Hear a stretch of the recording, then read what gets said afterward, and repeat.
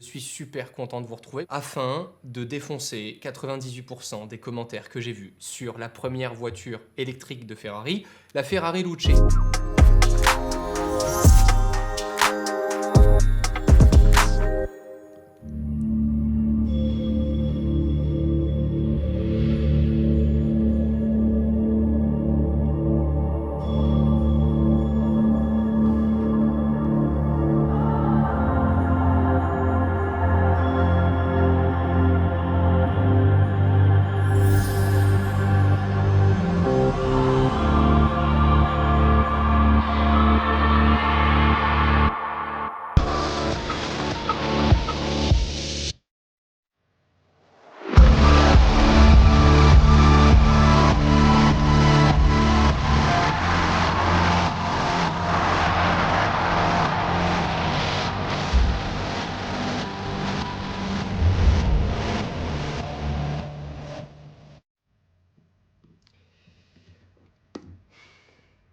Bonsoir tout le monde, bonsoir Twitch, bonsoir YouTube, bonsoir tous les réseaux, bonsoir podcast aussi, toutes les plateformes de podcast.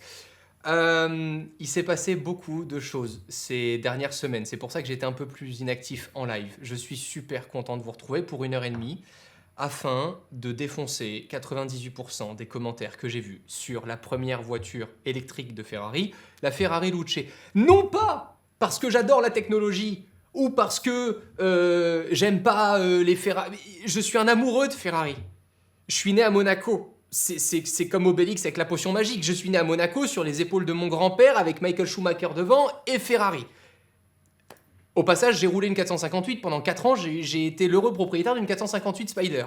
Donc on peut pas me dire que je suis un fan de tech et que c'est parce que c'est de la tech et que je vais... Mais pour remettre peut-être un peu de calme dans ce live, je pense sincèrement que les gens aujourd'hui, et les gens de façon générale, ne comprennent pas comment est-ce qu'une marque fonctionne et qu'est-ce que sont des parts de marché. Je pense qu'il y a un énorme problème sur la compréhension du business. Et donc, je me suis dit que pendant ce live, on allait à la fois découvrir la Ferrari Luce, comprendre ce que c'est, pourquoi est-ce que Ferrari fait une voiture 5 places qui ressemble pas du tout à une voiture de course, qui est électrique, et qu'est-ce que ça vient dire sur le business et le marché de Ferrari? Au-delà de la chute en bourse qu'on a vue sur Ferrari, de tous les rageux qui comprennent pas cette voiture, qui disent que Ferrari a perdu son âme, qu'Enzo Ferrari se retourne dans sa tombe, qu'ils sont morts, que ouh là là, on va se calmer 2 secondes. Je pense vraiment qu'il y a un problème de compréhension du business. Parce que cette voiture n'est rien d'autre qu'un nouveau produit. Quand une marque de luxe fait des vêtements de haute couture pendant 60 ans, 80 ans de maison, et que d'un coup ils sortent des parfums, les gens ne te disent pas « Oh mon Dieu, c'est une catastrophe, ils font des parfums, ils ont perdu leur âme, ils ne vont plus faire de haute couture. » Donc, on va revenir peut-être 2 secondes sur l'histoire de Ferrari et ce que j'en ai retenu. Après, je vous raconterai toutes les folies qui se sont passées ces derniers jours, puisque j'ai quand même eu... voilà. J'ai été avec Mark Newson et Johnny Ive. Ce sont les fondateurs du cabinet Love From qui m'ont présenté la Ferrari Luce en avant-première.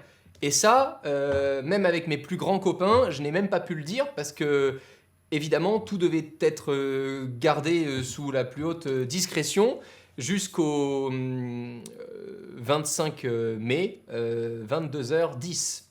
Et aujourd'hui, je peux vous parler de la voiture. Il y a une chose que je ne pourrais pas faire durant ce live, c'est vous parler de la conduite. Parce que j'ai fait partie des chanceux qui ont pu la conduire.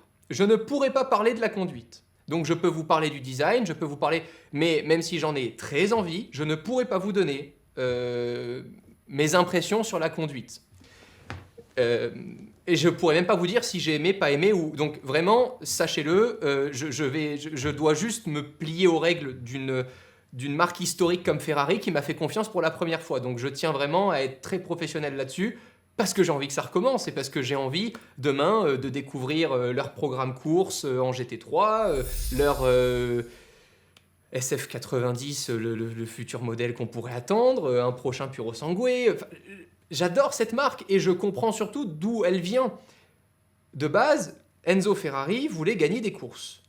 Et pour gagner des courses, il faut financer des courses. Ça demande de l'argent de financer des voitures de course. Je vais pas vous faire toute l'histoire. Et pour ça, il s'est dit, putain, si on fait des voitures pour les gens, on leur fera un peu croire que c'est des voitures de course, mais ce sera des voitures plus familiales pour se promener, pour avoir quand même une voiture exceptionnelle, surtout un moteur. À l'époque, à la genèse de Ferrari, Enzo Ferrari disait, la carrosserie c'est une option, ce qu'on achète quand on achète une Ferrari c'est un moteur. Bon, les ventes de Ferrari explosent, ça finance la course, c'est génial. Je pense que aujourd'hui, la Luce, c'est exactement comme à l'époque pour les voitures de course. C'est-à-dire qu'en sortant aujourd'hui un nouveau modèle électrique chez Ferrari, ils sortent une nouvelle gamme pour parler à une toute nouvelle clientèle et absolument pas pour parler à la clientèle existante. Évidemment qu'une 488 restera un kiff, qu'une 458 c'est exceptionnel, qu'une 430 Scud on la remplacera pas. Et ce qui fait chier les gens, c'est qu'on ne refera pas les mêmes modèles qu'à l'époque. Je pense vraiment que dans le commun des mortels, on a un problème avec l'évolution. Les gens préfèrent toujours ce qu'ils ont connu que ce qu'ils ne connaissent pas. C'est comme ça. On peut pas y échapper, on n'aime pas le changement. Quand c'est l'hiver, qu'on se pèle le cul, on se dit « Oh, il faut qu'on arrive en été ». Quand en été, il fait 30 degrés, on dit « Ouh là là, c'est la canicule, il fait 30 degrés ». On n'est jamais content. Donc je pense que quand on reprend ça, moi je m'en fous de savoir si le design vous plaît, s'il vous plaît pas. C'est comme Ferrari le dit, chaque nouveau modèle qui sont présentés ont un nouveau nom. C'est parce que chaque nouveau modèle de la marque est une œuvre d'art à part entière. Donc la Ferrari Luce, soit elle te plaît, soit elle te plaît pas. C'est comme un Picasso, à la fin on s'en fout. T'es pas obligé de l'acheter. Tu vois, on te force pas demain matin à mettre 550 000 euros quand même, 550 000 euros sur la table pour acheter la Ferrari Luce. Tu as le droit de pas aimer. Mais par contre, ce que je trouve hallucinant, c'est de penser que parce que Ferrari sort une Luce, ça y est, il n'y aura que des Luce dans le futur. Ils vont arrêter alors la Formule 1, ils vont arrêter les modèles les plus récents, les 296. On voit encore la Ferrari Amalfi qui sort, qui est une Roma plus qu'améliorée, complètement boostée. Non, c'est pas vrai. C'est juste une nouvelle gamme. En fait, je trouve ça génial. Au contraire, pour comprendre le business d'une marque, c'est exactement comme Apple qui fabrique des iPhones. Pendant très longtemps, ils fabriquent des iPhones, des téléphones, et à un moment, ils arrivent sur le marché de l'audio avec les AirPods, et puis à un autre moment, ils arrivent avec une montre connectée, et puis finalement, ils arrivent sur le marché de la santé. Mais quand tu touches le marché de la santé, c'est plus du tout les mêmes chiffres que quand tu touches le marché de la téléphonie. Et puis, au fur et à mesure, si demain Apple, avec par exemple l'Apple Wallet et l'Apple Card aux États-Unis, on arrive dans un marché qui est l'industrie de la finance et des banques. Ben, on touche une nouvelle industrie. Et en fait, ce que je comprends pas, c'est que les gens qui adorent Ferrari devraient être super contents de se dire « Mais c'est dingue! Cette marque que j'adore est en train de créer un tout nouveau segment pour aller toucher, du coup, une toute nouvelle clientèle. Ça veut dire que ça va que renforcer la position de la marque. » Et encore, quand on comprend ça, on n'a même pas compris ce qu'était vraiment le véhicule derrière. On ne s'est pas forcément intéressé aux technologies. Vous allez voir les technologies, quand même assez fou. Il y a un moteur par roue. Ça permet des choses en conduite apparemment assez folles. Encore une fois, je ne peux pas vous parler de l'expérience de la conduite que j'ai eue. Mais je vais lire aussi tous les commentaires que j'ai pu voir sur cette Ferrari Luce. Il y en a eu quand même quelques-uns, honnêtement. Entre ce post Instagram avec Monsieur Jonathan Ive et Monsieur Mark Newson, où j'ai beaucoup de commentaires, même en anglais, parce qu'il y a beaucoup d'anglophones qui sont tombés sur ce post-là, ou cette vidéo-là, évidemment, où on présente la Ferrari Luce, et je vois beaucoup de commentaires, des très bons, mais aussi énormément de rageux. Et je trouve ça hallucinant qu'on se préoccupe autant d'un design et d'une nouvelle technologie qui disrupte complètement un marché existant, le marché du thermique, de l'émotion par un moteur thermique, par des vibrations, par tout ça. Je suis d'accord, j'adore ça. Mais c'est pas pour autant que je suis contre le fait que Ferrari aille toucher une toute nouvelle clientèle avec une voiture 5 places, électrique, et complètement différente de ce qu'on a connu jusqu'à présent. Maintenant qu'on a dit ça, j'ai envie de prendre un peu le temps d'interagir avec vous et de voir aussi ce que vous en pensez, de voir toutes les contradictions. Encore une fois, je ne le répéterai jamais assez, je ne suis pas là pour infuser ma science, j'en ai pas, je suis juste là pour être moins con que la veille. C'est pour ça que j'allume ce live, parce que j'estime que derrière l'écran, il y a des gens formidables avec plein de métiers différents et de capacités différentes qui vont m'aider à apprendre différemment et à appréhender peut-être certains détails de cette Ferrari Luce différemment. Donc encore une fois, je suis vraiment super chaud pour interagir avec vous, je suis très ouvert. je me dois juste de démarrer mon contenu, c'est quand même un contenu très égocentrique. Je me filme en caméra et j'estime que ce que je dis est pas trop con pour que des gens le suivent. Donc une fois qu'on a fait ça et que vous avez mon avis, maintenant, avec plaisir, pour aller en plein dedans. Alors, on va lire un peu ça. Je trouve pas le site pour l'acheter, s'il vous plaît, il est où? Il est juste là. On pourra aller faire d'ailleurs, j'ai déjà pris le site là pour aller faire les configurations après, avec les différentes couleurs qui nous sont proposées, le bianco artico, l'azzurro, la plata, j'adore les noms toujours en italien, giallo luce, rosso dino. Je pense que ma préf c'est celle-ci, c'est la rosso fiammente. Ma config, pour l'instant, ça serait celle-ci, mais j'aimerais beaucoup après, et on va la repasser ensemble, la voir en noir. Ça peut être assez dingue. Et ensuite, donc pour reprendre quelques commentaires, je vais prendre TikTok là, par exemple, en direct. J'adore voir vos commentaires sur TikTok, ça c'est parfait. Alors, tac.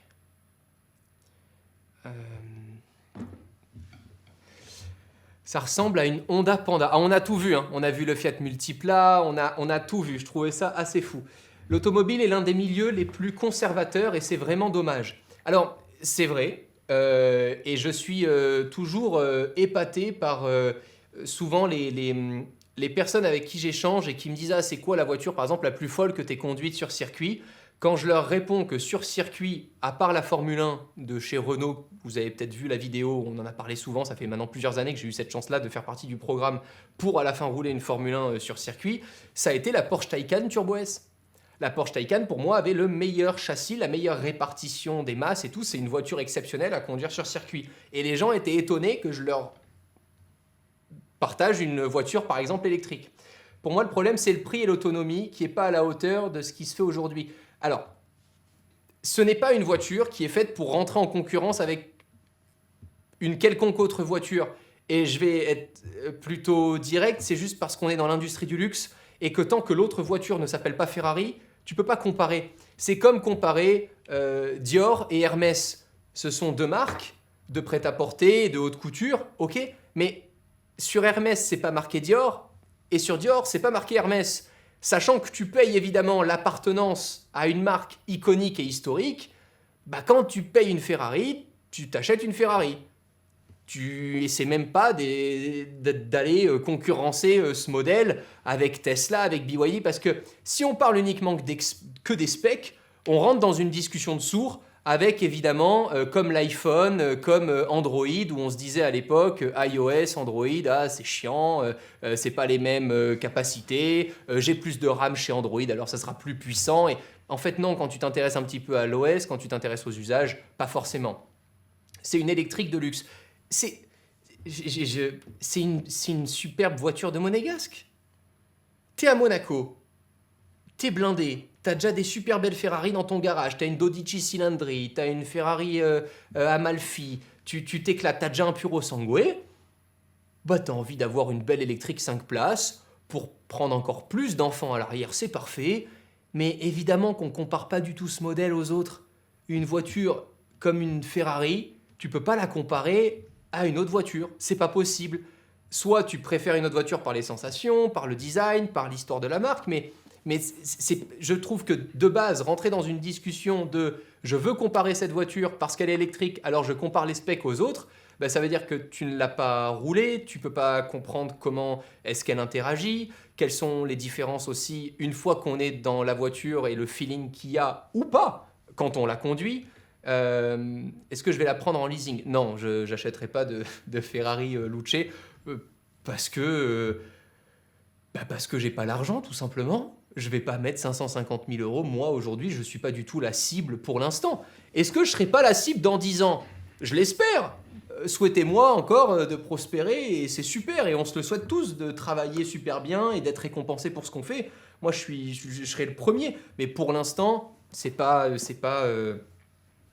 du tout une voiture, je pense, qui m'irait déjà juste par rapport à la barrière du prix. Et ça, j'ai pas peur de le dire. Parce que pour ce prix-là, à mon niveau, à mon échelle, je préfère avoir peut-être 5 voitures dans le garage plutôt qu'une comme la Ferrari Luce. Complètement. Maintenant, il y a une autre aberration complète que j'ai entendue aussi sur cette Ferrari Luce, je trouvais ça fou. Alors, accrochez-vous bien, j'ai entendu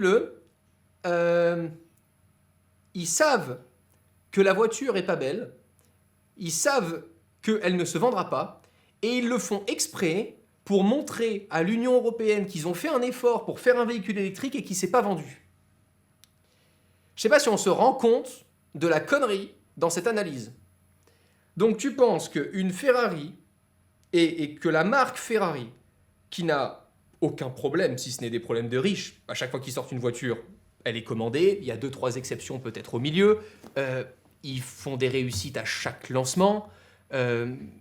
Tu penses vraiment qu'une marque irait mettre sur la table un pognon monstre pendant 5 ans de recherche et développement pour sortir une voiture en sachant d'avance qu'elle ne sera pas vendue et qu'en plus les gens la trouveront pas belle? C'est complètement suicidaire. C'est amateur au possible de penser ça. Ils en ont strictement rien à faire. Ils font à peu près 10 000 caisses par an. On parle d'une marque qui produit 10 000 voitures par an. Comparé à toutes les citadines qu'on roule qui sont éditées à plus de 100 000 exemplaires à chaque fois, c'est que dalle. C'est que dalle. C'est une goutte d'eau, on s'en fout. Enfin, je veux dire, quand on parle de Ferrari, on parle du marché de l'art, de la compétition, du sport automobile. Mais on parle pas du tout de... Tu cherches même pas à être... On sait d'avance qu'ils seront rentables. Tu vois bien le prix d'une voiture. Tu vois bien leurs clients. Tu vois bien l'image de marque. Donc il faut prendre cette marque, la laisser sur le podium tout en haut indétrônable. T'en mets peut-être quelques-unes autour, comme Bugatti, comme Koenigsegg, comme Pagani. Pour moi, Lamborghini est quand même bien en dessous. Je vais peut-être pas me faire que des amis, mais c'est mon feeling. À part certains modèles de chez Lamborghini que j'adorais, mais... Et c'est tout. Et en fait, tu peux... Donc, une fois qu'on a pris tout ça, et qu'on s'est dit, c'est Ferrari, on peut pas le comparer. La clientèle Ferrari existante, on peut pas se comparer non plus, parce qu'à côté d'eux, on est un grain de riz, tu vois. Quand tu vois David Lee, le collectionneur qui a toute la collection Mustard et toute la collection en rouge, avec toutes les mêmes Ferrari dans son... Évidemment qu'il la commande et qu'il est content de la tester, mais on n'est plus du tout sur le même marché, on n'est plus dans un besoin, Tu crois vraiment que la personne qui commande une Ferrari Luce va se dire « Alors attends, est-ce que j'ai plus de chevaux que l'autre ?» Elle veut juste commander la nouvelle Ferrari, c'est tout ce qui l'importe. Ils vont la sortir en cabriolet, c'est sûr. Alors je pense qu'en cabriolet, ça, à mon sens, ça risque de rendre un peu le Range Rover Evoque que je n'aimais pas du tout en cabriolet. Il y a Jaguar aussi qui fait des voitures électriques. Oui, c'est vrai, que je connais beaucoup moins. En mode, ils auraient payé l'off-from de 100 millions sur 5 ans pour flopper surtout avec une boîte côté. Mais c'est ça, enfin, j'ai entendu des trucs, je vous assure, j'ai entendu des trucs en mode, ils le savent, ils font exprès, c'est pour... Mais c'est fou furieux de dire ça. C'est complètement fou furieux. Alors, on va boire un petit verre d'eau, ça va aller mieux. Je pense que cette Ferrari est bien et que Ferrari a raison de se réinventer et pas être coincé. En fait, je trouve ça génial qu'ils testent des choses. Si Ferrari annonçait cette voiture en disant « Ça y est, on ne produira plus jamais de véhicules thermiques, il n'y aura plus jamais de super sportives chez nous », mais ça serait une catastrophe, là je comprendrais. Mais là, on te dit juste « Ah, au fait, cette année, on a envie d'être parmi les premières marques de luxe à sortir un véhicule électrique et de vous montrer ce qu'on peut faire avec. » Mais applaudissez, c'est génial, c'est incroyable. On va voir ce que ça donne, j'ai trop envie de l'essayer, de la rouler, de vous donner des impressions. Mais c'est fou, comme à chaque fois l'être humain est en mode « Oh là là, s'il fait ça, il fera plus jamais. » Mais ça n'a strictement rien à voir. Enfin, je sais pas moi. Quand tu vas boire un verre avec une nouvelle personne, ça veut pas dire que tu vas passer ta vie avec. Tu peux juste essayer d'aller les découvrir, l'écouter 1 heure, et puis tu reviens chez toi, et puis t'as tout le temps ta famille qui t'attend. Bon, ça n'empêche pas de continuer d'acheter d'occasion, avec en plus tout le réseau Ferrari revendeur, avec les garanties maintenant qui sont poussées et tout, continue d'aller faire monter le marché de la 458, de la 430, de la 360, de la F355 qui revient en boîte mécanique exceptionnelle. Mais je trouve ça fou à chaque fois de voir ça et de se dire « Ok, maintenant ça y est, c'est que ça, c'est une catastrophe. » Ils ont perdu leur image. Mais en quoi ils ont perdu leur image? Alors ça, j'aimerais répondre à ce... En quoi Ferrari perd son image? Quand ils sortent un Puro Sangue, ça veut dire qu'ils perdent leur image? Quand ils sortent une Ferrari Roma, ça veut dire qu'ils perdent leur image? Quand ils sortent la California, ça veut dire qu'ils perdent leur image? Ben ouais, c'est des GT. C'est fait pour voyager, alors que Ferrari, c'est de la course. Il faudrait rester dans la course. Donc en fait, si tu prends ça, il n'y a que toute la lignée de la 355, 360, 488, 296, F8, et puis SF, et en fait, t'as que ça. Et toutes les autres, tu les enlèves. Parce que ce n'est pas Ferrari associé à la course. Qu'est-ce que Ferrari? C'est quoi? J'aimerais bien avoir le retour des gens en commentaire. Pour vous, ça inspire quoi Ferrari? Voilà. Ça inspire quoi? Et je pense que chacun va avoir une définition différente. Il y en a pour qui Ferrari, ça sera que la Formule 1. Tu vas parler de Ferrari à des gens qui ne suivent absolument pas le sport auto, ils vont te dire bah, Ferrari pour moi c'est le luxe, c'est la plus belle voiture sportive du monde. T'en as pour qui ils vont te dire c'est le plus beau son du monde. Il y en a qui vont te dire bah, moi j'avais cette voiture en maquette, alors Ferrari pour moi c'est cette voiture que j'avais en poster chez moi. Mais c'est tellement personnel qu'aujourd'hui, bah, ça voudrait déjà dire que Ferrari est mort depuis longtemps. Si on suit ce raisonnement, ils ont déjà fait des voitures. Quand tu vois la Ferrari FF 4 places, ça ressemble pas du tout à une voiture de course. T'as un V12 Atmo exceptionnel, je l'avoue. Ça, Ferrari FF, ça monte, c'est exceptionnel. Ça, vraiment, pour ceux qui aiment Ferrari, c'est... T'as la FF et t'as des Californiens, en ce moment, California Spider, en certaines configs qui sont en train de monter aussi. Je pense que la Ferrari California, elle est sous-cotée de fou. T'as un V8 Atmo de malade et tu t'as vraiment de quoi te régaler. Mais je pense vraiment que si tu pars de ce principe-là, ça veut dire que alors, tant qu'ils font pas que des voitures de course, bah en fait, c'est plus l'image Ferrari. Vraiment, Romain, tu peux pas dire qu'on oublie... Attendez, putain, ça va trop vite le chat, c'est impressionnant. Les retours qu'il y a et tout, c'est génial. Je kiffe pouvoir interagir comme ça avec vous. Ouais, mais quoi qu'il arrive, en 2035, ils ne pourront plus vendre de voitures thermiques neuves, donc ils sont obligés de suivre le mouvement des voitures électriques. C'est aussi pour ça qu'ils font tout ce réseau de revente d'occasion. Et je voulais voir, pour détailler, je voulais voir la législation... législation véhicule électrique. Alors après, j'aimerais juste aussi dire un truc très très rigolo. Alors oui, le 8 juin 2022, le Parlement européen a décidé d'interdire la vente de véhicules thermiques dans l'Union européenne à partir de 2035. Alors, à mon sens, et ce n'est qu'une take, je pense que cette règle ne va faire que se décaler. Ce n'est que ma croyance, mais je ne crois absolument pas qu'en 2035, toutes les marques ne pourront plus du tout vendre de véhicules thermiques ou même hybrides. Attention, donc on parle de véhicules thermiques. Les véhicules hybrides, je pense qu'en 2035, on n'est pas prêt de ne plus en voir en véhicules neufs. Et surtout, on parle de l'Union européenne. Mais Ferrari, il y a quand même un beau marché aussi aux États-Unis. Enfin, il faut pas non plus voir... Je comprends que les gens soient frustrés parce que nous, on est en France et il y a les Italiens, et je comprends. Mais il va aussi y avoir plein d'autres pays qui ne seront absolument pas concernés. Ferrari, c'est une émotion. Ferrari, c'est la voiture de rêve qui fait rêver tout le monde. Un bruit mythique, c'est rouge. C'est drôle, tu vois, Ferrari, c'est rouge. De base, c'était jaune. C'est pas ça le souci. Ferrari, c'est une émotion. Vraiment, bienvenue que le design Apple est intéressant. Mais là, j'aime pas. Ferrari, c'est la SF, c'est le cheval. Cabré Italia, c'est Enzo Ferrari, c'est les gènes. T'es hypocrite car t'as été invité. Mais réécoute ce que je te dis. Si tu penses que c'est hypocrite, alors je vais même aller plus loin. Pour comprendre l'ouverture d'esprit de Ferrari, allez voir ce live et imaginez que j'ai reçu l'invitation de Ferrari après avoir fait ce live. Voilà. Et à partir de là, vous comprendrez qu'on ne peut pas être plus ouvert et sincère que ce que je vous dis là. Parce que j'ai été ultra étonné que Ferrari m'invite après avoir vu ce live. Et en fait, ils étaient super contents de voir un passionné de la marque, voir une personne qui a déjà eu une Ferrari et qui adore cette marque-là, qui est né avec ça dans le sang, parce qu'à Monaco, pardon, je ne faisais pas exprès, moi je ne l'ai pas choisi en tant qu'enfant, j'ai eu de la chance à la ligne de départ exceptionnelle, j'ai grandi à Monaco, dans le pays où il y a, je pense, le plus de Ferrari dans le monde, et quand je vois ça, je me dis au départ, putain, mais est-ce que c'est pas une connerie d'avoir mis Jonathan Ive avec le cabinet Love From pour designer une voiture? Est-ce que finalement c'est pas juste la voiture qu'Apple rêvait de faire? Et est-ce que ça a sa place chez Ferrari?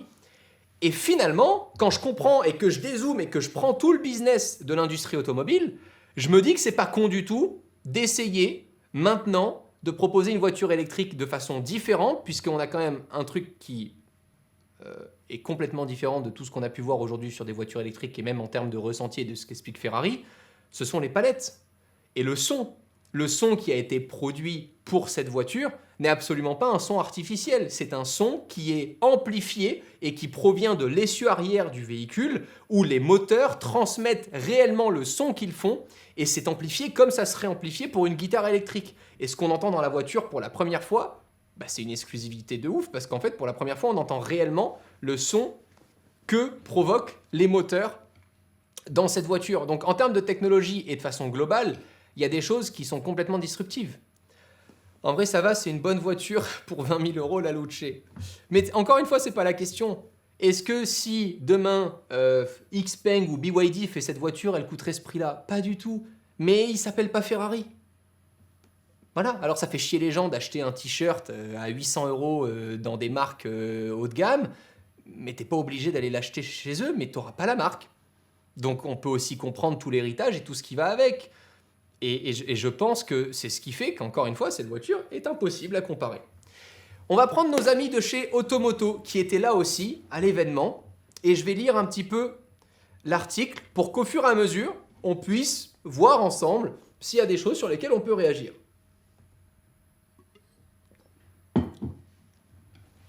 Donc, au départ, c'est le cabinet Love From qui est interrogé. Love From, c'est le cabinet de Jonathan Ive. Jonathan Ive avec Mark Newson, qui est cofondateur. Jonathan Ive, c'est la personne qui a travaillé avec Steve Jobs et qui a dessiné l'iPhone, l'iMac, l'iPod. C'est lui. C'est lui qui a dessiné ces produits-là, qui les a imaginés, qui a imaginé notre interaction avec ces produits-là. Et je pense qu'on ne peut pas être insensible au fait qu'aujourd'hui, sans l'iPhone, le marché de la téléphonie et peut-être même YouTube et peut-être même la vidéo serait complètement différent. Parce qu'à l'époque, souvenez-vous, quand l'iPhone sort, juste pour imaginer, quand on dessine l'iPhone chez Apple, les gens disent non, ça sera moins rapide de taper sur un écran tactile que de taper sur un écran, sur un clavier physique comme sur un BlackBerry. Voilà. Donc quand on entend ça, quand au début, au lancement des AirPods, on entend oh là là, t'as des cotons-tiges dans l'oreille, et qu'aujourd'hui j'entends oh là là, la Luce, eh ben allez vous faire foutre. On se revoit dans 5 ans, quand on en verra sur la route et que vous regarderez et que vous direz putain, c'est quand même ouf parce que. Mais il faut, à un moment donné, pour toutes les choses qui disruptent un marché et qui sont originales et pas du tout au départ normal à voir. Moi, la première fois que j'ai vu la Luce, j'ai pas du tout aimé. La première fois que j'ai vu la Ferrari Luce, en plus en bleu, j'ai regardé, je me suis dit oh, waouh, ça va être compliqué. C'est vraiment mon avis, ça a été mon avis quand je l'ai découvert. Et j'ai commencé à apprécier qu'à partir d'une semaine après, à l'événement qui s'est déroulé à Rome et qui a présenté du coup officiellement avant-hier soir auprès de tout le public la Ferrari Luce, parce qu'en voyant les différentes configurations, j'ai commencé à me projeter en me disant « Ah, en fait, cette couleur-là, avec ces jantes-là, avec un intérieur comme ça, c'est complètement différent. » C'est ça qui s'est passé. Horrible, faut arrêter. T'as croisé Marques Brownlee? Non, j'ai pas pu le croiser. En dehors du design, la fiche technique est vraiment moyenne, faible. Je pense qu'encore une fois, ça dépend de... En fait, je pense qu'on pourra vraiment sur la fiche technique, parce que je suis d'accord avec tous ces retours, quand on regarde la fiche technique de la Ferrari Luce, on se dit, pardon, mais quand on regarde à côté la modèle S-Plaid, quand on regarde à côté, on pourrait se dire que...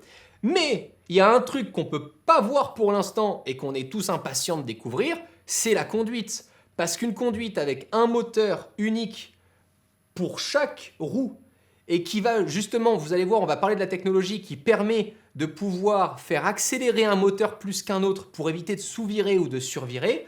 Cette technologie-là, on ne l'a encore jamais vue en application. Peut-être que même avec une fiche technique moins puissante, mais avec une technologie beaucoup plus aboutie et évoluée, on aura une conduite bien meilleure qu'une fiche technique beaucoup plus haute, mais une technologie qui serait moins efficace pour appliquer tous les chevaux qu'on aurait sous le capot d'une modèle S-Plaid, par exemple. Donc ça, je suis d'accord avec vous sur le fait de juger la fiche technique, mais je suis d'accord de la juger que quand j'aurai vu les conditions de conduite et des comparatifs en conduite. Parce que sans ça, c'est un peu comme dire « Oh là là, l'iPhone, il a moins de RAM qu'un Android. » Bah ouais, d'accord, t'as raison. Mais le logiciel de l'iPhone, il consomme autant de RAM qu'un Android? Bah non. Donc t'en as pas besoin de plus. Et pourtant, aujourd'hui, les iPhones peuvent être plus rapides, plus efficients que certains Android. Je dis pas, il y a des Android très puissants. Mais c'est juste, je veux pas qu'on rentre dans cette discussion, parce que sinon, c'est ridicule. Oublie l'automobile, c'est pas pour toi, lol. Et pourquoi ça serait pour toi? Vas-y, raconte un peu, t'as quoi dans le garage? Fais-moi rêver. Si l'automobile, c'est pas pour moi, là on est sur TikTok, j'adore réagir comme ça sur TikTok. Fais-moi rêver un peu, fais-moi bander. T'as quoi dans le garage pour me dire que l'automobile, c'est pour toi, mais c'est pas pour moi? Vas-y. J'aime bien. À partir de quand tu peux en parler de la conduite? Je ne peux pas non plus le communiquer. C'est une autre information que je ne peux pas dire. Mais pour l'instant, on ne peut pas parler de conduite. Il nous vend la Luce, il donne tout. Mais même pas. Même pas. Je veux juste qu'on prenne du recul. En fait, je déteste être dans ces discussions de comptoir à 2 balles où tu as vu, et elle est pas belle et machin. Et en fait, tu comprends pas l'intérêt, tu comprends pas l'industrie dans laquelle évolue Ferrari, tu comprends pas leurs clients. Je vous donne un exemple tout con. Tous les Américains qui suivent Kim Kardashian, en couple avec Lewis Hamilton, par exemple, je pense, et c'est que ma croyance, que Ferrari a une énorme carte à jouer sur le lifestyle. Ils sont en train de faire d'énormes progrès sur toute la collection de vêtements que Ferrari est en train de produire, et je pense que dans les 5 à 10 ans à venir, le lifestyle chez Ferrari pourrait s'imposer de façon internationale, comme le ferait une très grande marque de luxe d'un groupe LVMH ou d'autres. J'en suis sûr parce que je vois simplement la réaction des gens sur Instagram. Quand Kim Kardashian est avec Lewis Hamilton qui est en train de drifter en F40 au Japon et que Lewis est habillé de la tête aux pieds en Ferrari, si ça n'a pas un impact social, tout ça pour en revenir au fait que ces mêmes consommateurs qui ont quand même un certain portefeuille pour s'offrir de très beaux vêtements Ferrari, eh ben je pense qu'une Luce, c'est pas mal. Parce que c'est pas forcément des amateurs de conduite ou des grands sportifs dans l'âme ou des fans de Formule 1, non. C'est des fans de Kim Kardashian au départ. C'est des gens fortunés qui suivent un peu les people aux US, qui sont influencés, qui adorent ça, qui ont envie d'avoir un peu leur côté cool. Les premières rockstars aux US qui ont roulé en Cybertruck, ça n'a pas été anodin pour Tesla. Ça a permis vraiment de pousser une mode où le Cybertruck, c'était les premiers. Je crois qu'il y avait Justin Bieber dessus, t'en avais d'autres de rockstars comme ça. Et ça, je pense sincèrement que si on est en train de se projeter dans les 10 prochaines années, qu'on prend tout un nouveau marché de la nouvelle génération fortunée qui est arrivée à apprécier la marque Ferrari par le lifestyle, alors cette toute nouvelle gamme de véhicules électriques qui se veut sportive dans l'approche, mais qui ne l'est pas du tout d'un point de vue design et qui disrupte complètement avec la collection originale de Ferrari qui, elle, continuera, ça permet simplement à Ferrari d'aller toucher un tout nouveau public qui ne serait jamais venu acheter peut-être un Puro Sangue. Parce qu'il se serait dit que c'est peut-être trop. Et je comprends. Parce qu'il y a plein de gens qui adorent Ferrari et qui pour autant n'osent pas forcément conduire une voiture qui fait beaucoup de bruit, qui est impressionnante, qui a un gros moteur. Voilà d'où vient tout ce cheminement aussi. Dans 2 semaines, un autre SUV 1 million va sortir et tout le monde oubliera la Luce. Ferrari de base et pas lifestyle dans l'âme. Bien sûr, mais si tu restes à Ferrari de base, Ferrari serait mort. En fait, quand les gens arrêtent d'évoluer, qu'est-ce qui se passe? Ils crèvent parce qu'il y a meilleur qu'eux. Donc, faut arrêter de vouloir laisser dans son carcan là de oh là là, c'était ça il y a 50 ans, alors il faut faire ça, c'était mieux avant. Sinon, mais tu crèves. Regarde, la preuve, quand on parle des parents ou des grands-parents et qu'on dit oh là là, c'est des vieux. Pourquoi c'est des vieux? Parce qu'ils ne s'intéressent pas au monde moderne, parce qu'ils jugent les réseaux sociaux, parce qu'ils jugent notre façon de faire, parce qu'ils jugent le fait qu'on soit sur notre téléphone, parce qu'ils jugent les soirées auxquelles on va. Quand tu juges ce que fait la nouvelle génération sans vouloir la comprendre, l'adapter et essayer d'évoluer, tu deviens un vieux con. Et je pense que la Luce permettra à Ferrari de ne pas devenir un vieux con. Et je pense que tous les constructeurs automobiles devraient tester de nouvelles technologies sur un nouveau marché. Mais ça ne veut pas dire qu'on déçoit les clients existants ou les précédents. On continue de faire des belles choses pour les précédents. Ça veut simplement dire qu'on est en train d'être curieux. Sauf que c'est Ferrari qui choisit ses clients et qui limite sa production pour créer la frustration. Ça, c'est un vrai luxe. Écoute, s'il te plaît, écoute ce qu'on te dit, arrête de t'expliquer. Bah, c'est mon live, donc je vais quand même un peu faire ce que je veux. Non, le problème, c'est que les nouvelles habitudes font que certaines choses sont anormales. On est d'accord sur le fait qu'il y a une cible, mais la Luce fait tellement une tâche dans la gamme par rapport à ce qu'on entend à mon sens, sinon je t'invite à voir les déclarations de l'ex-CEO. Je les ai vues, les déclarations de l'ex-CEO qui dit que Ferrari est en train de perdre son âme et tout ça, et je trouve ça ridicule. Je trouve ça navrant, parce que la responsabilité d'un CEO, quand il a travaillé dans cette entreprise-là, c'est de continuer de la soutenir et de la comprendre. On n'est pas en train d'éradiquer complètement tous les modèles de chez Ferrari. Putain, mais réveillez-vous. On est simplement en train de dire, on est en train de sortir une nouvelle gamme. En quoi c'est grave? Mais je trouve ça génial.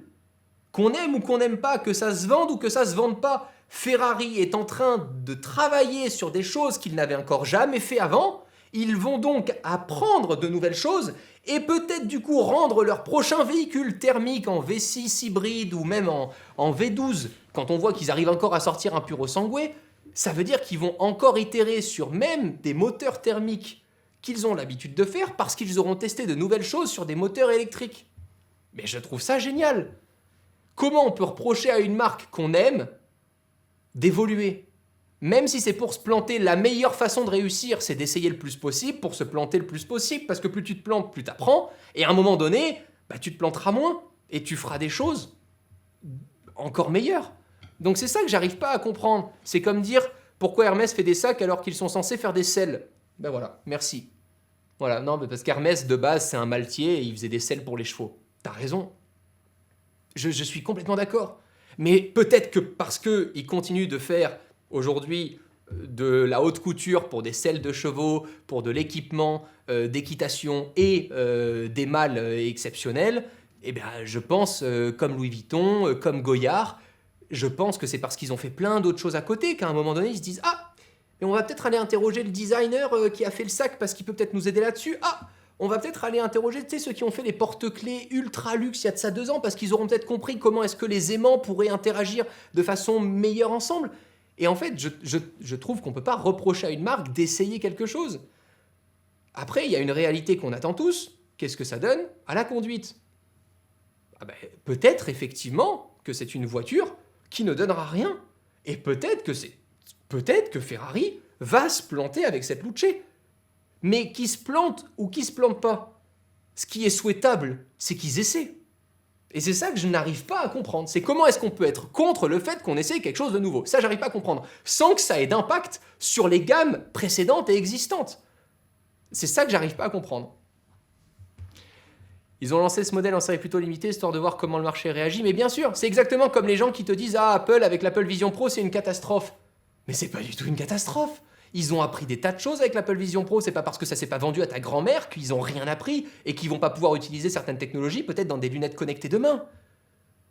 Mais c'est génial qu'ils aient fait l'Apple Vision Pro. Ils sortent un casque VR qui est le meilleur du monde, avec le meilleur rendu du monde. Alors oui, bien sûr, il est onéreux. Mais ils ont essayé des choses. Ça veut pas dire que chaque produit doit être un banger. J'espère, et dites-le moi, sur les 1600 ou 1700 vidéos que j'ai publiées sur ma chaîne YouTube, à mon échelle, il doit y en avoir de la merde. Mais peut-être que sans ces vidéos-là, il y en a plein d'autres qui n'existeraient pas aujourd'hui. Et c'est ça que j'arrive pas à comprendre, comment est-ce qu'on peut reprocher à une personne. Mais bon, ça c'est l'être humain. Hein. En général, il n'y a que ceux qui échouent qui trouvent les projets de ceux qui essaient nuls. Tous ceux qui en ont chié dans leur vie et qui ont fait des projets de ouf dans leur vie, tu les entendras jamais te dire « Ah, ton idée c'est nul. Non, n'essaye pas. » Jamais. Il n'y a que les lâches qui te diront « Ah non, ton projet, c'est nul. Ah, n'essaye pas, tu vas perdre du temps. » Tu risques de mourir. Ça ferme complètement des portes derrière toi une fois que tu essaies. Bon, alors vas-y, tente. Au pire, t'apprends. Comme Porsche avec le Cayenne puis la Panamera, jamais content. À mon avis, l'erreur que Ferrari, c'est d'avoir montré l'intérieur il y a quelques mois de l'extérieur maintenant. Je me posais beaucoup de questions là-dessus aussi. Je suis plutôt d'accord avec cette réflexion. Je pense que c'est une voiture qu'il fallait voir dans son ensemble. Et je pense que le fait de dévoiler l'intérieur d'un véhicule, on s'imagine beaucoup de choses qu'on n'arrive pas trop à réaliser. Voilà. Je comprends pas le pressing sur la Luce. Ok, c'est une électrique, mais bon, faut se mettre à la page. Quasiment toutes les marques y passeront. Et ce n'est pas parce qu'ils arrêtent leur précédent modèle. Ça s'appelle juste l'évolution. La F1 sert à inscrire l'évolution. Il n'y a rien de Ferrari dans cette voiture. L'ex-CEO critique, mais il est parti de chez McLaren et il prépare un SUV pour une marque qui avait critiqué Ferrari qui sortait le Puro Sangue. Et ça, je savais pas. J'en savais pas plus que ça sur l'ex-CEO.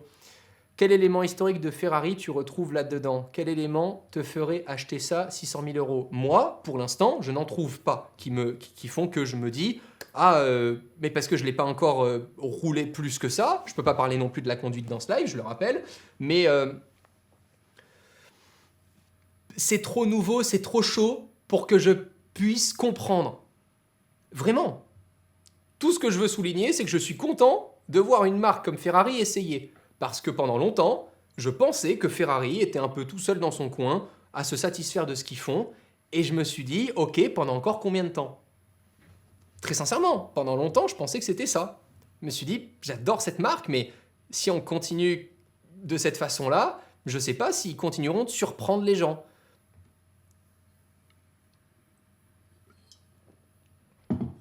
La Luce, ça va être juste un ticket pour acheter la prochaine Ferrari exclusive. Alors, absolument pas, et je le sais de source sûre, puisque c'est une question qu'on a posée aux équipes Ferrari.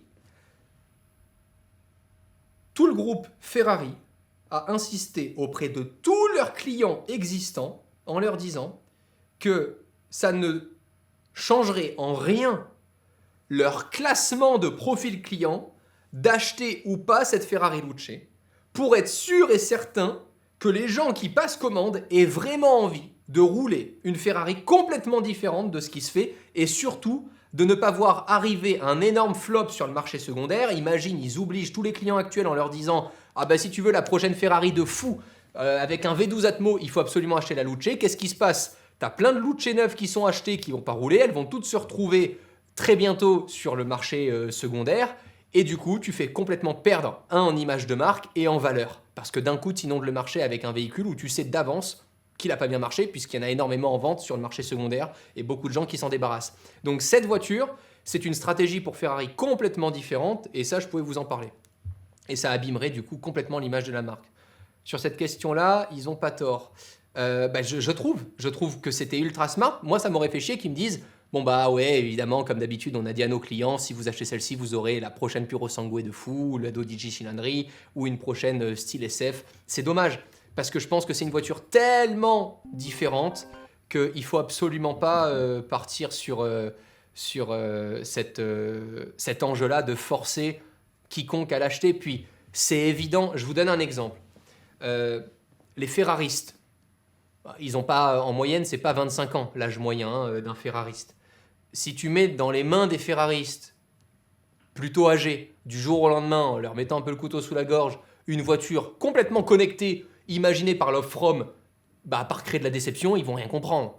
Ils vont te dire « Ah mais je comprends rien à ça, ça comment on l'allume, ça machin ». Bon, même s'il y a énormément de boutons physiques associés à de l'interaction numérique, que j'ai trouvé très intéressante sur cette voiture, je pense que c'était absolument la bonne façon de l'amener sur le marché, c'était ça.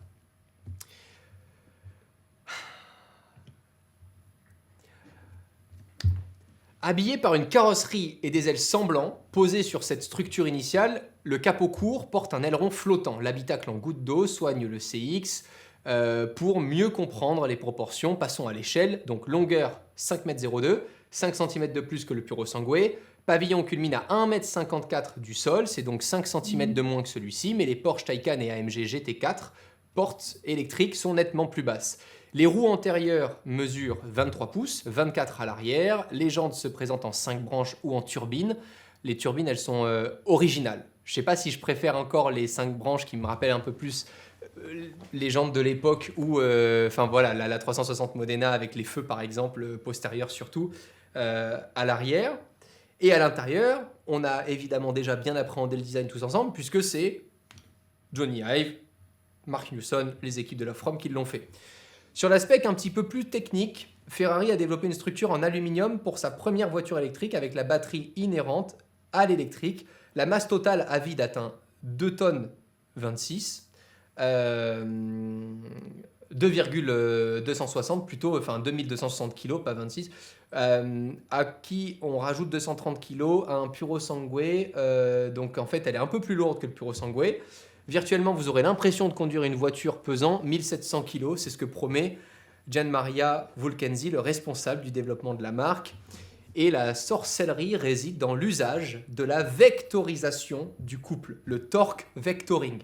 En fait, ça s'appuie sur les 4 moteurs, les 4 roues directrices, puisqu'on a une voiture avec les roues directrices, ça veut dire que les roues à l'arrière vont aussi pouvoir se diriger pour asseoir encore mieux le véhicule ou encore mieux braquer, et avec des amortisseurs actifs. En fait, en courbe, les machines extérieures aideront la voiture à enrouler l'épingle du circuit de Furano, et ces moteurs synchrones à aimant permanent, miniaturisés, génèrent ensemble jusqu'à 1040 chevaux et 990 Nm de couple.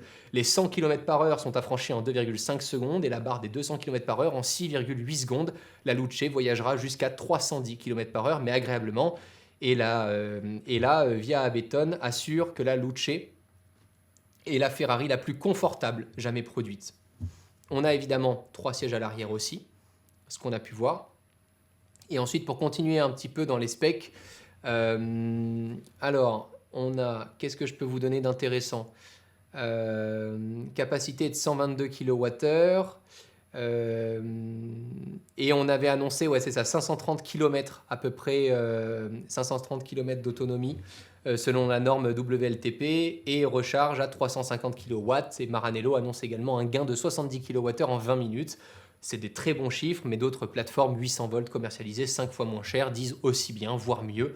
Donc encore une fois, c'est très difficile de comparer cette Ferrari Luce à d'autres, puisque les autres ne sont pas des Ferrari et qu'on est aujourd'hui dans un marché du luxe qui est incomparable et qui, évidemment, s'il doit être comparé, bah forcément, on pourra se dire qu'on aura mieux pour moins cher ailleurs, mais tu n'auras pas de Ferrari.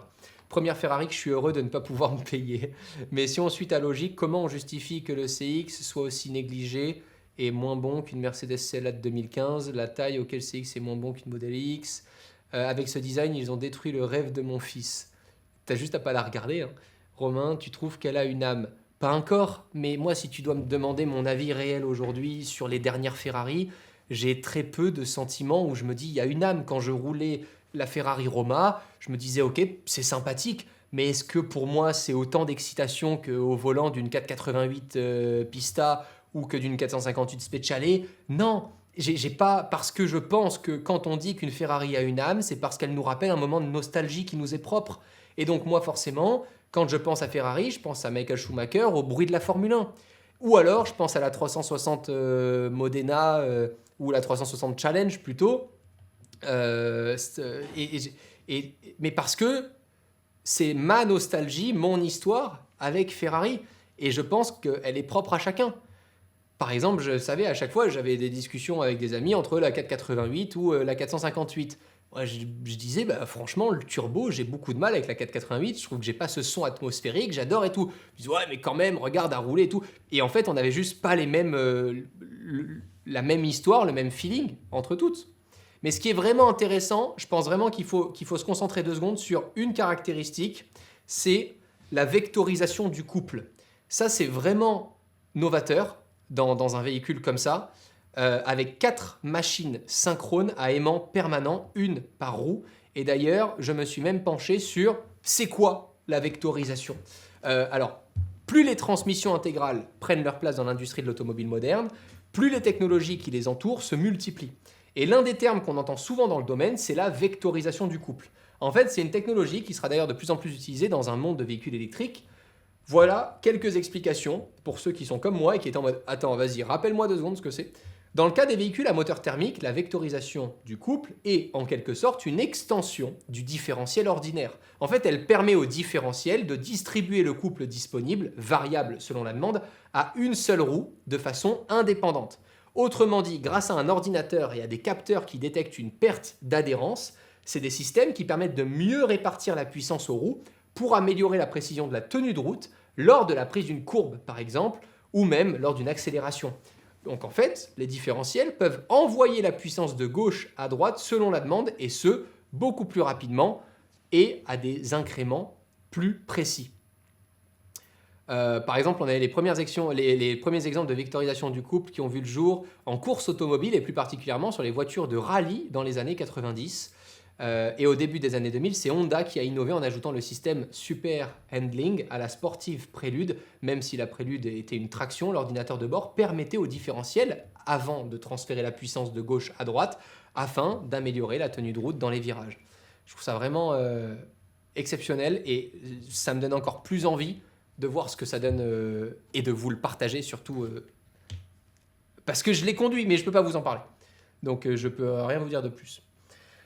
Pour moi, Ferrari doit rester en essence car c'est pas des voitures pour tout le monde. Mais donc tu fais quoi de l'hybride, par exemple? Quand tu as des meilleurs perfs sur une SF90 Stradale ou sur une LaFerrari, quand ils développent au départ l'hybridation sur une LaFerrari, tu dis quoi? Tu dis que c'est parce qu'il n'y a plus que le moteur thermique. Alors, donc en fait, ça veut dire que tu es contre le fait d'aller vers des records parce qu'on le voit aujourd'hui. Regarde Rimac, c'est exceptionnel. Et je sais qu'il y en a qui vont bondir en imaginant demain que Rimac, aujourd'hui qui travaille, qui a racheté Bugatti, on pourrait imaginer une Bugatti électrique. Vous imaginez?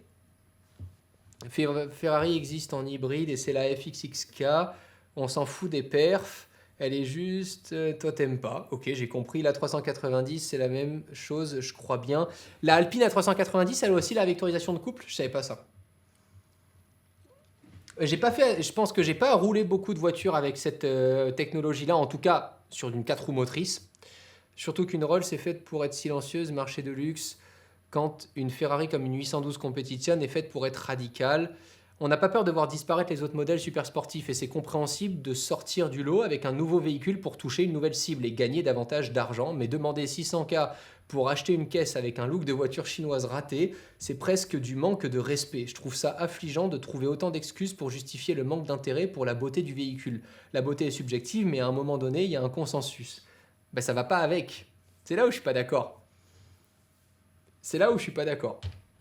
Parce qu'il y a plein de choses qu'on trouvait complètement affreuses et qu'on a tous adoptées au quotidien, à commencer par une Apple Watch carrée, des AirPods qu'on critiquait. Et je pense que c'est une voiture qui va demander beaucoup de temps. Toute cette haine contre la Luce, c'est surtout du anti-électrique ambiant, car dans les faits, c'est une excellente EV sur le papier. Seul le tarif me semble trop, car ça fait cher le daily. Surtout que pour le même tarif, tu as des dingueries au catalogue de Fefe et chez les concurrents. Bien sûr, complètement. Tu dis n'importe quoi, amateur. Bah, je t'écoute. N'hésite pas, développe. Montre-moi tout ce que tu sais, partage-moi ton savoir.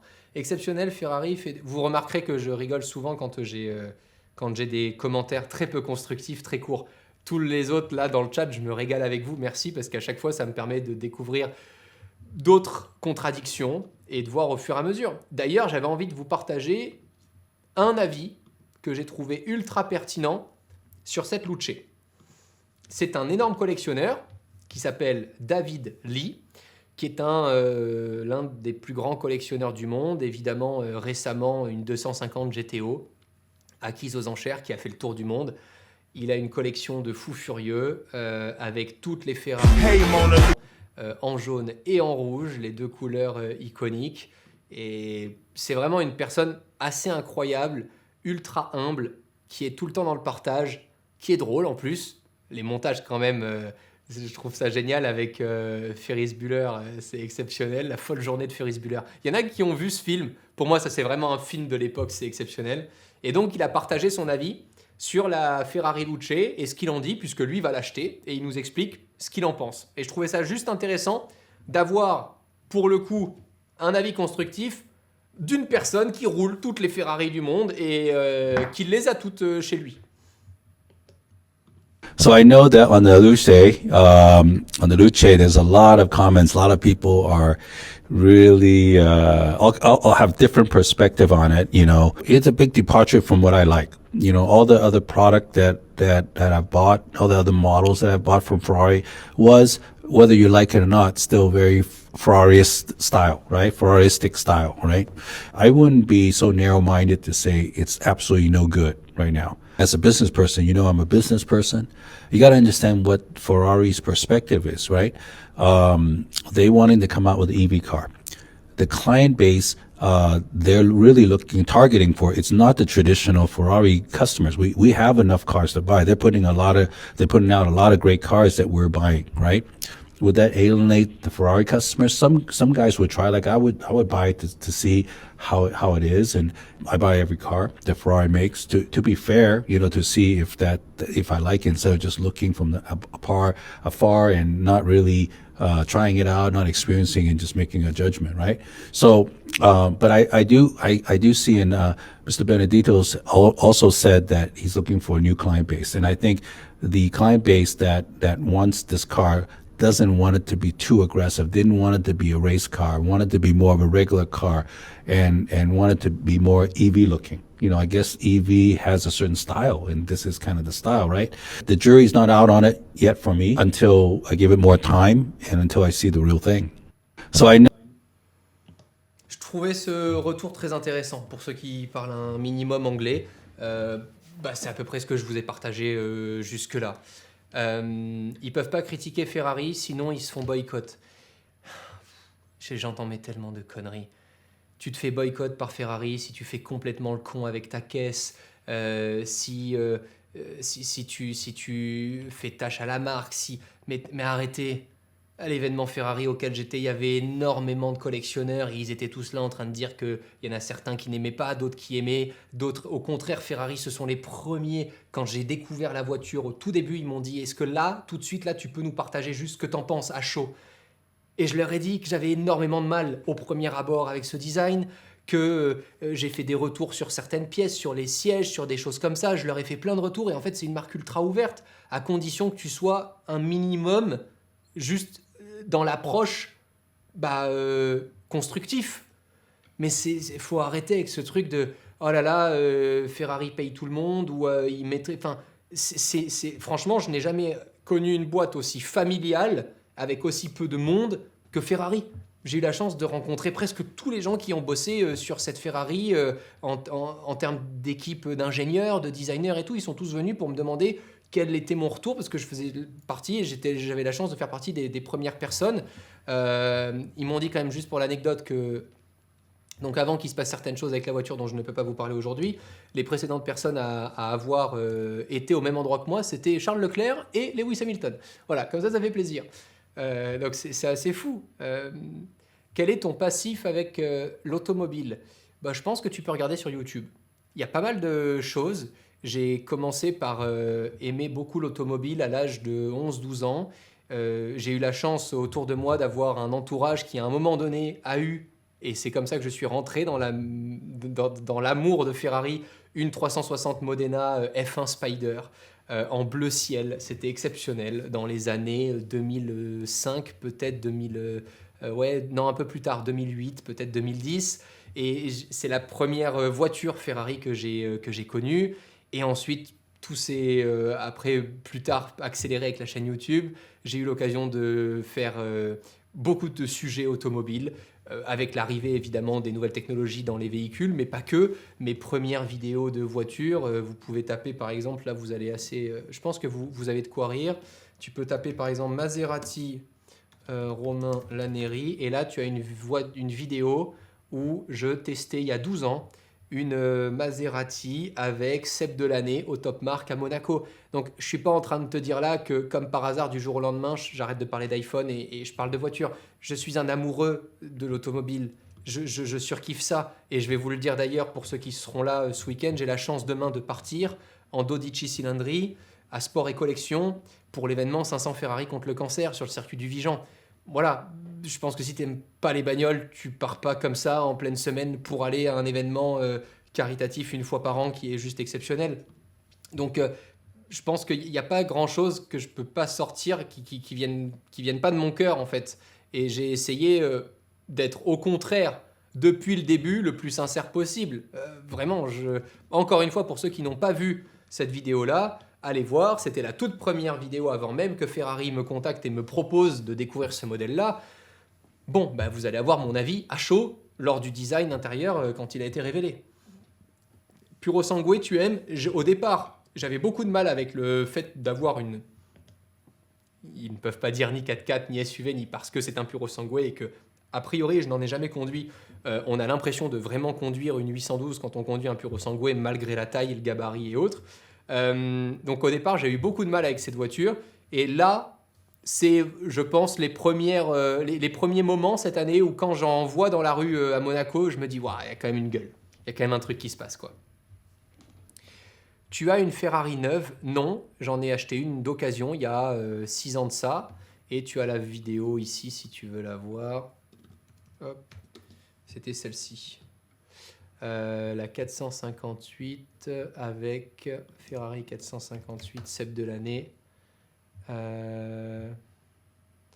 Celle-là, c'est celle quand je conduis la 430 Scoot.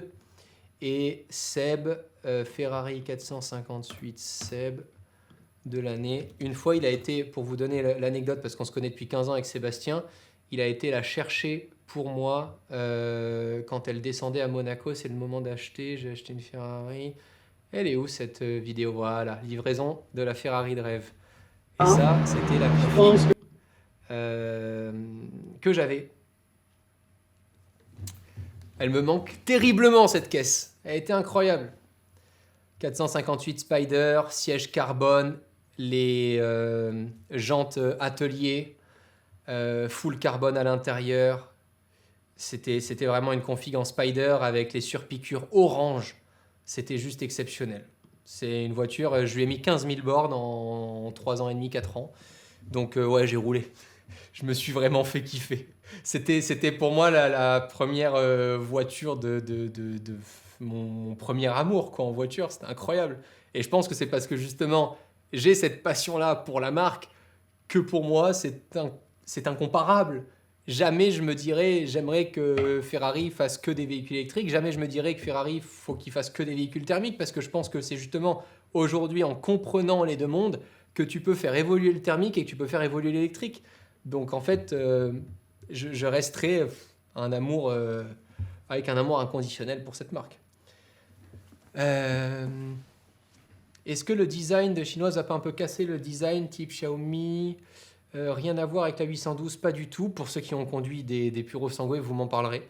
Tu nous parles d'émotion avec les palettes MDR, sérieusement? Alors, je ne peux pas en parler. Je suis dans l'interdiction la plus totale de vous parler de conduite. Donc je peux rien dire sur la conduite, si elle est bien, pas bien.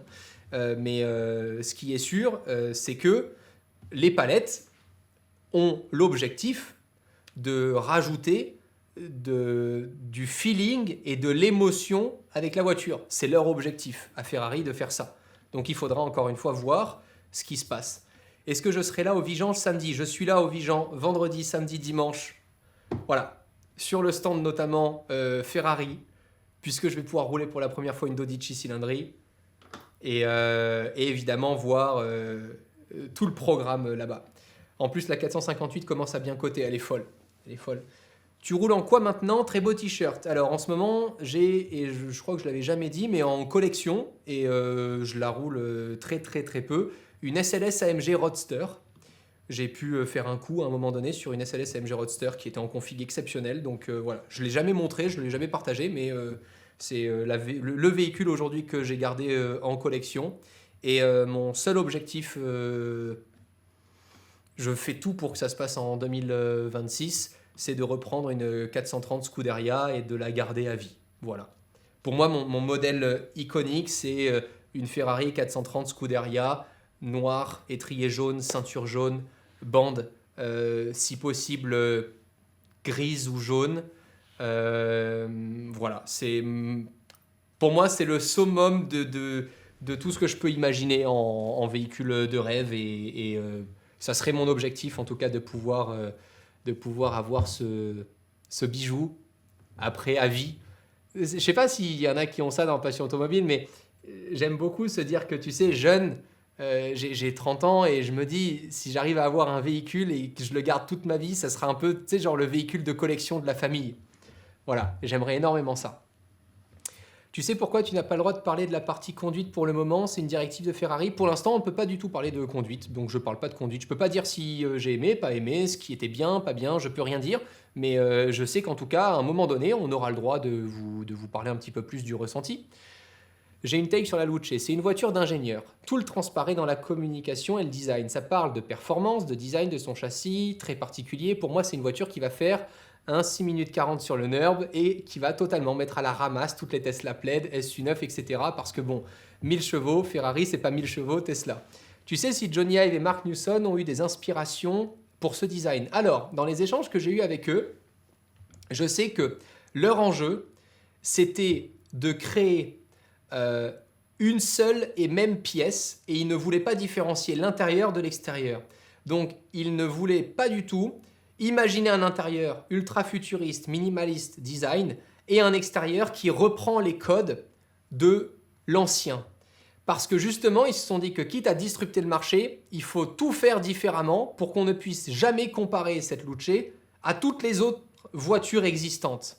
Auquel cas, on ne va que créer de la frustration de voir qu'on a un véhicule qui est magnifique, mais qui serait électrique. Et donc, pour les puristes, où ils se diraient « Ah ben tu vois, ça y est, maintenant c'est fini, Ferrari, ils font des véhicules, ils sont trop beaux, mais ils sont en électrique, ça y est, c'est fini, et tout ça. » Donc en fait, pour disrupter complètement ce marché-là et ne pas du tout être comparé, et que les gens ne puissent pas du tout une seconde hésiter entre une SF, une 296 ou un Puro Sangue et la Luce, ils ont vu un design complètement revisité. Et ce qu'il faut se dire, c'est que comparé à toutes les images qu'on voit en photo, ce qui est assez dingue, c'est que là, toute cette partie-là à l'avant, elle est complètement vide. En dessous là, de la lame avant, ça vient jouer énormément sur l'aérodynamisme. Et on a pareil à l'arrière du véhicule, avec comme si on avait une double carrosserie. En fait, toute cette partie-là, elle est complètement vide. C'est comme s'il y avait une carrosserie par-dessus la carrosserie. Et là, on a les feux de la 360 Modena Spider. T'as pris des actions chez Ferrari ou pas? C'est une bonne question.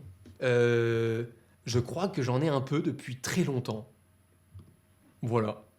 Mais bon, comme d'hab, je suis pas un trader, donc j'en ai et puis je les ai, quoi, c'est tout.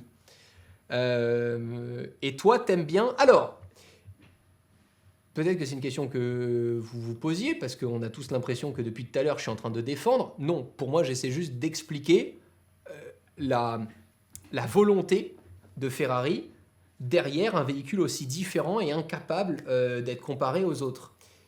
Au départ, quand je vois la voiture comme ça, avec les jambes pleines, j'ai beaucoup de mal à accrocher. Je suis devant la voiture et je me dis,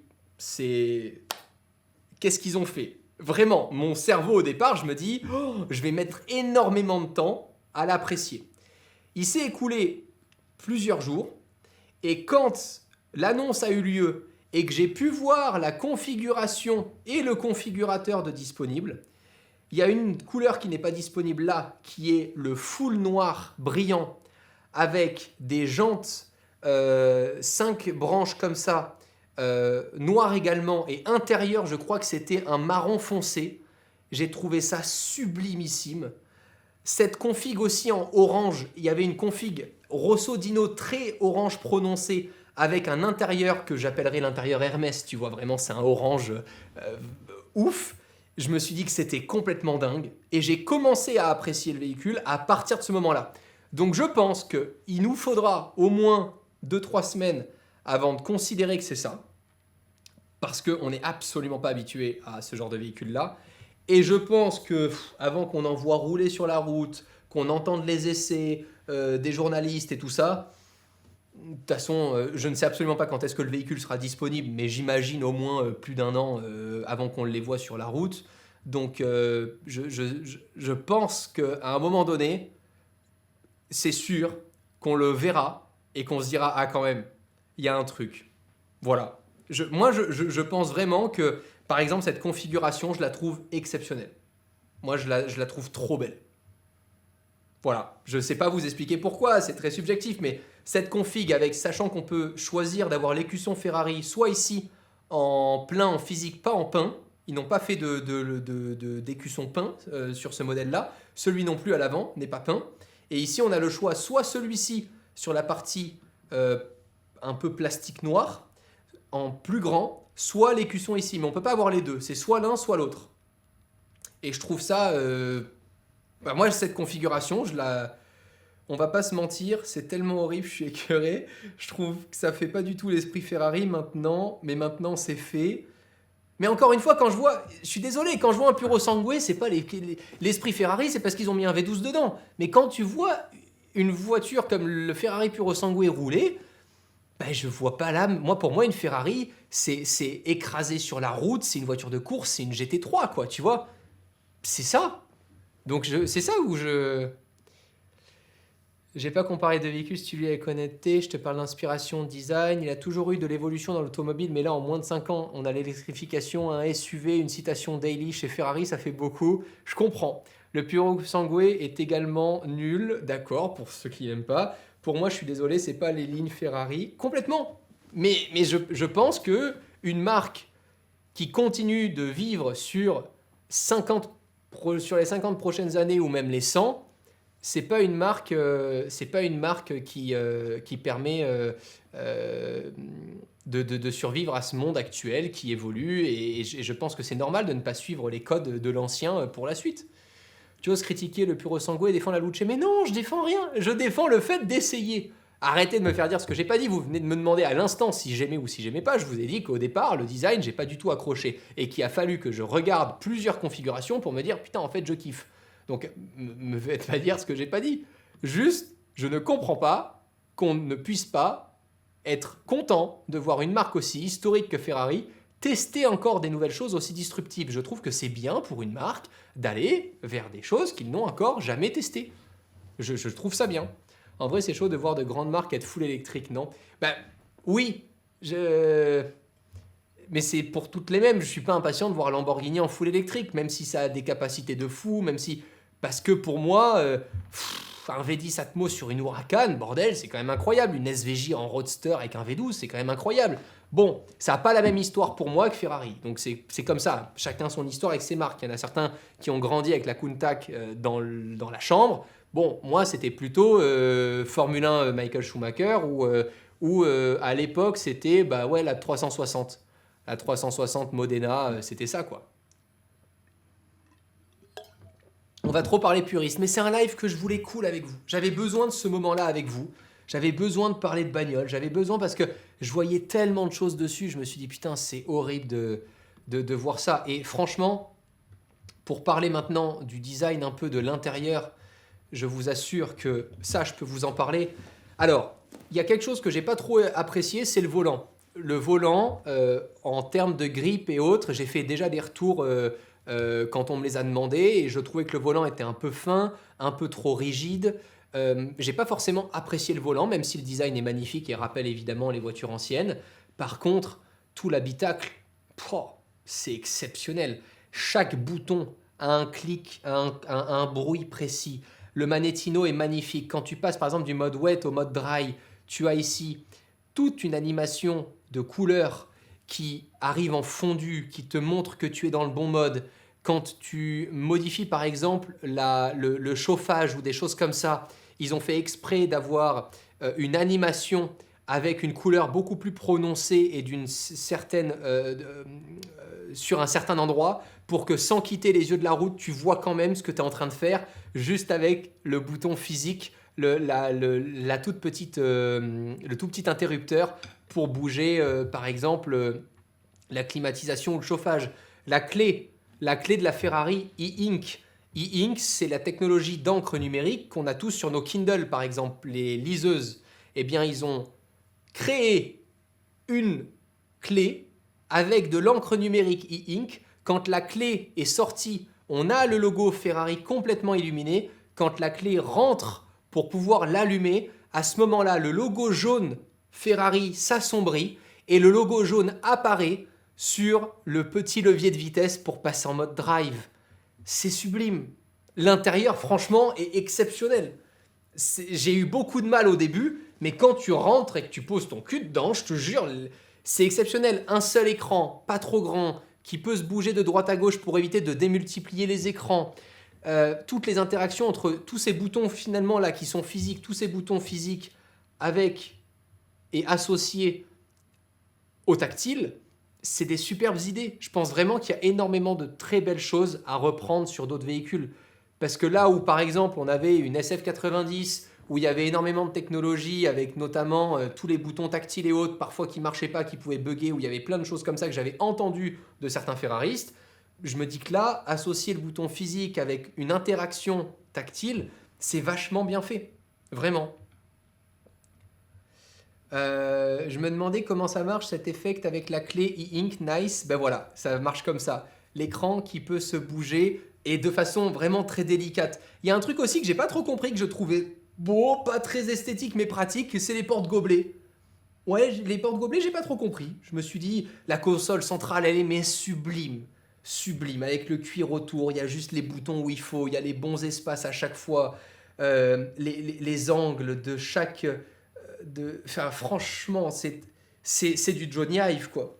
Et je trouve que c'est exceptionnellement nouveau et original. Le fait que les écrans, par exemple, sur tout ton tableau de bord, le tableau de bord bouge en même temps que le volant. Donc tout est ajusté à chaque fois au millimètre. Et le fait que ça soit qu'un seul bloc, à l'intérieur, on a différents écrans positionnés à différentes couches. C'est un millefeuille d'écran.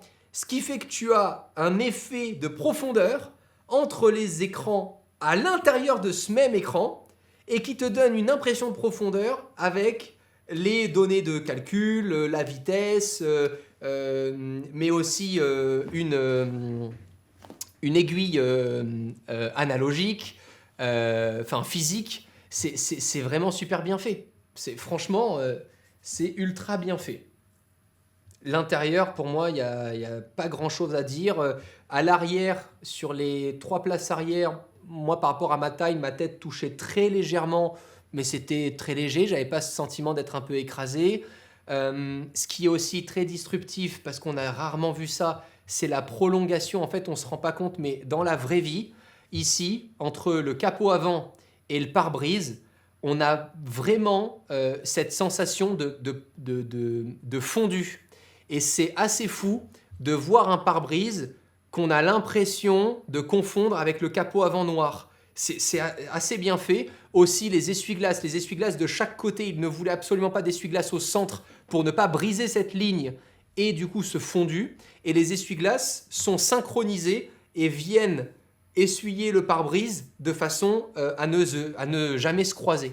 C'est ultra bien fait. Les portes, ça aussi c'est vachement bien fait parce que par exemple sur le Puro Sangue, la porte ici ils l'ont mis à jour. Sur le Puro Sangue, quand tu ouvrais la porte, automatiquement la porte s'ouvrait toute seule. Ce qui fait que quand tu étais à côté de trottoirs un peu hauts et autres, eh ben, tu ne pouvais pas gérer l'ouverture de la porte manuellement facilement. Là, ce qu'ils ont fait, c'est que si tu tires directement vers toi la porte, donc qui s'ouvre en porte, c'est pas en élytre, c'est antagoniste, porte antagoniste, donc les portes s'ouvrent de cette façon-là, comme si tu ouvrais un livre en fait, ça t'invite à rentrer dans le véhicule de façon ultra luxe.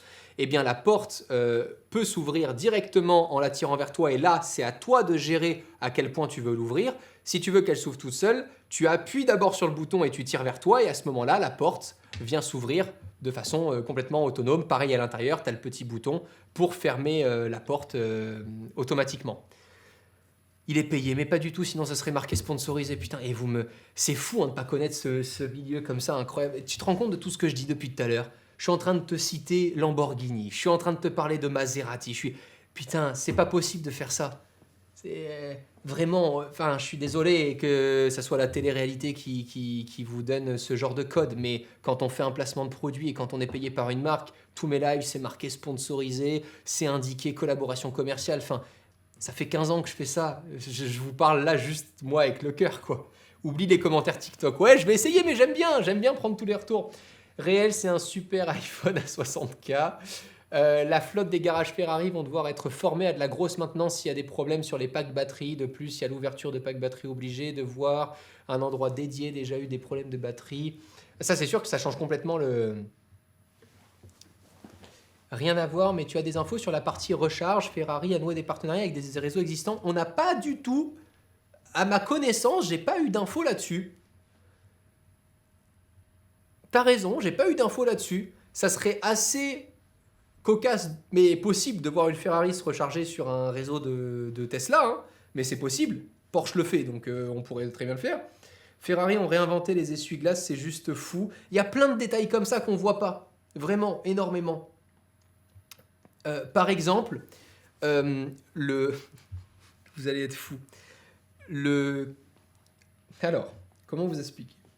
Sur la Ferrari Luce, quand vous déverrouillez les bouches d'aération de clim, il y a un petit clic.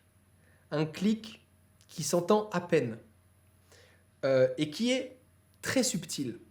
Et qui fait étrangement penser au précédent bruit de déverrouillage de l'iPhone quand le Touch ID avait fonctionné. J'ai pas de preuves. Mais les boutons, chaque petit interrupteur ont des bruits spécifiques qui ont été choisis pour cette voiture. Et vraiment, l'attention au design est folle. C'est ce qui fait que autant de gens ont du mal à y adhérer. C'est parce que, justement, je pense que c'est la preuve que Ferrari a réussi son coup. Ils ont proposé un véhicule électrique et leur premier véhicule électrique sera iconique parce qu'on s'en souviendra toute notre vie. Parce qu'il est complètement différent de tout ce qu'on a pu voir jusqu'à présent auprès des autres constructeurs. Pour vous expliquer comment marche maintenant un point ultra intéressant sur les palettes, je peux vous expliquer comment ça marche. Encore une fois, je ne peux pas vous dire ce que j'en pense. Il faut imaginer que ce sont des crans d'accélération. Et Ferrari veut provoquer à travers les palettes au volant une sensation de pilotage et de feeling avec la voiture. C'est leur objectif. Donc ces palettes-là, quand on reste en une, on peut aller de 0 à 310 km/h. Mais on ira beaucoup moins vite une fois qu'on sera à... on ira beaucoup moins vite, par exemple, c'est un exemple, hein, de 50 km/h à 120 pour atteindre la troisième vitesse, que si on avait passé la deuxième vitesse à 50 km/h pour passer correctement du coup les rapports. Et ce qu'on attend de voir et de vous partager, c'est est-ce qu'on a réellement une sensation d'accélérateur et un peu de coup dans la nuque, pas comme le Frein 430 Scud, mais vous l'avez compris. Et surtout au rétrogradage, qu'est-ce que ça donne? Parce que quand on rétrograde, est-ce qu'on a cette sensation ou pas de vraiment avoir du frein moteur comme on l'aurait dans un véhicule thermique? C'est ce qu'on attend de voir aussi, mais en tout cas, les palettes sont là pour pouvoir appuyer cette sensation de pilotage. Et c'est ce qui est complètement inattendu et original sur un véhicule qui fait plus de 1000 chevaux comme celui-ci et en électrique. Donc je suis très très curieux et impatient de pouvoir vous en parler un peu plus. Qu'est-ce que j'oublie de dire là-dessus? Le son. Le son aussi. Alors, encore une fois, je ne peux pas vous parler de conduite, donc je ne peux pas aller plus loin que ça, mais le son permet c'est un son qui n'est absolument pas fake. Ferrari a travaillé exactement comme le ferait l'industrie de la musique pour pouvoir amplifier un son de guitare électrique dans des haut-parleurs. C'est le réel son de la guitare que tu entends et qui est amplifié dans tes haut-parleurs. Et bien là, le son de la Ferrari Luce, c'est réellement le son qui est capté dans l'essieu arrière du véhicule et qui est amplifié pour qu'on entende le réel son des moteurs électriques qui travaillent. Voilà, factuellement. En plus, tu en parles, je me demande si mon rêve aurait été que ce soit un partenariat avec Apple. Je sais pas, mais ça aurait été fou pour moi, Ferrari X Apple. Mais c'est le cas, Loupio, enfin, pas Apple, mais c'est le cas, putain. Ah, je me suis auto-cramé, j'adore, exceptionnel. Bah, c'est le cas, c'est la voiture qu'Apple n'a pas fait. C'est le cas, je suis d'accord. Je suis d'accord. Si Apple avait dû sortir une voiture exceptionnelle, ça serait la Ferrari Luce. Je suis d'accord avec ça. Maintenant, qu'est-ce qui fait qu'on pense autant à Apple? C'est parce que, forcément, c'est un designer iconique qui s'appelle Johnny Ive et qui a accompagné toute l'histoire d'Apple. Donc, forcément, il y a beaucoup de choses qu'on retrouve dans ce véhicule et qui peut nous faire penser à Apple. C'est évident. C'est évident et je pense que, personnellement, ça a joué énormément dans mon ouverture d'esprit et dans la confiance que j'ai eue en Ferrari pour nous surprendre avec un véhicule électrique. Parce que je pense que ça aurait réellement pu être mauvais si ça avait été fait par des gens qui ne sont pas du tout spécialisés dans la technologie ou qui n'ont pas du tout d'appréhension technologique pour créer un véhicule électrique et bourré de technologie. Donc je pense que c'était souhaitable, et ça faisait 15 ans que aujourd'hui Flavio Manzoni était directeur du design et est toujours directeur du design Ferrari, mais qu'il n'avait pas travaillé avec un studio extérieur. Et aujourd'hui, c'est Flavio Manzoni, directeur du design Ferrari, qui a travaillé avec Mark Newson, Jonathan Ive et toutes les équipes de Love From pour créer cette Ferrari Luce. Mais à l'époque, ça remonte à Pininfarina, le fait d'avoir un cabinet de design extérieur. Donc, pour moi, c'est une voiture surprenante. J'en attends énormément. Je suis impatient de pouvoir la voir sur la route, me faire d'autres impressions en voyant d'autres configurations, parce que vraiment, en fonction des couleurs, c'est une voiture qui me plaît en fonction des couleurs et qui commence à me plaire.